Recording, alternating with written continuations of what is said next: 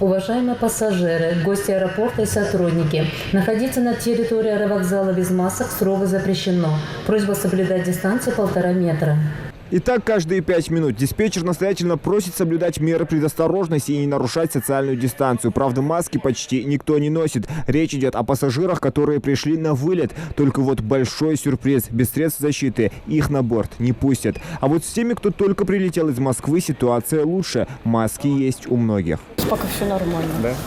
А вот нужно ли соблюдать меры предосторожности по-вашему? Да. Москва сейчас находится в красной зоне по количеству регистрируемых новых случаев заражения коронавируса. Предпринимаются беспрецедентные меры для предотвращения обострения коварной инфекции. Без вакцинации теперь в столице, как, впрочем, и в Подмосковье, никуда. Если, к примеру, есть прививка или QR-код, в принципе, там никаких ограничений. А так, если даже пойти в МФЦ, обязательно надо показать QR-код, без него не впускают. В принципе, понемногу все останавливается. Рестораны, естественно, только работают на вынос. В принципе, а так, как и в первой пандемии, да, вот, первая волна, когда была, то же самое. Соблюдение масочного режима не отменено, то есть у нас также и на территории республики действует масочный режим.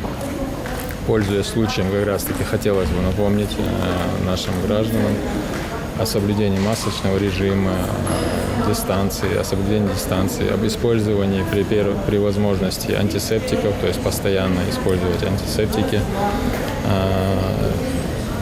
И также хотелось бы напомнить о том, что у нас во всех медицинских учреждениях республики открыты пункты вакцинации и есть возможность сдачи ПЦР-диагностики. Ингушетия – один из 2 субъектов, который еще держится на плаву и находится в зеленой зоне. Только вот, чтобы инфекцию в регион не занесли столичные гости, нужно быть начеку. Аэропорт проверяет каждого прилетевшего пассажира при помощи тепловизора, который за несколько метров дает понять, есть у человека температура или нет. Если да, то его сразу уводят в медпункт.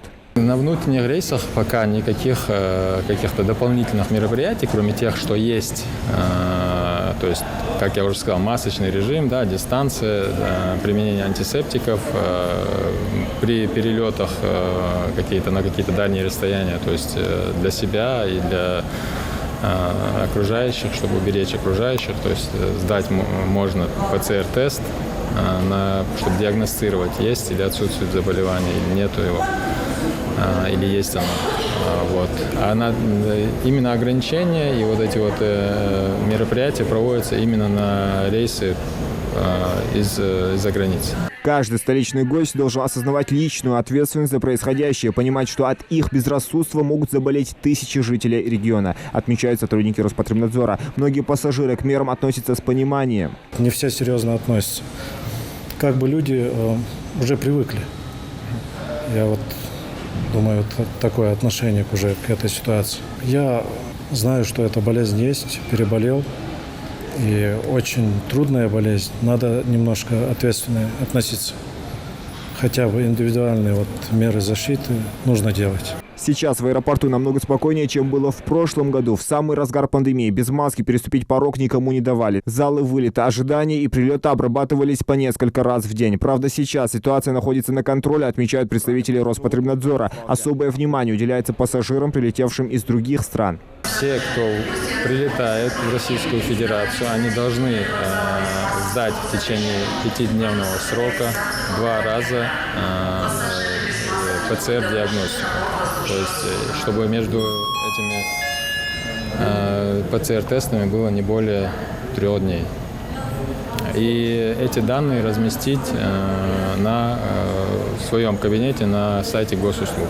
Расслабляться не стоит. Вспомнить даже первую волну коронавируса и какие последствия и потери она принесла. Если раньше особо остерегаться от инфекции просили старшее поколение, то сейчас так называемый мутированный штамм индийского коронавируса безжалостен ко всем. Зелимхан Кулоев, Асхаб Белакиев, Новости 24.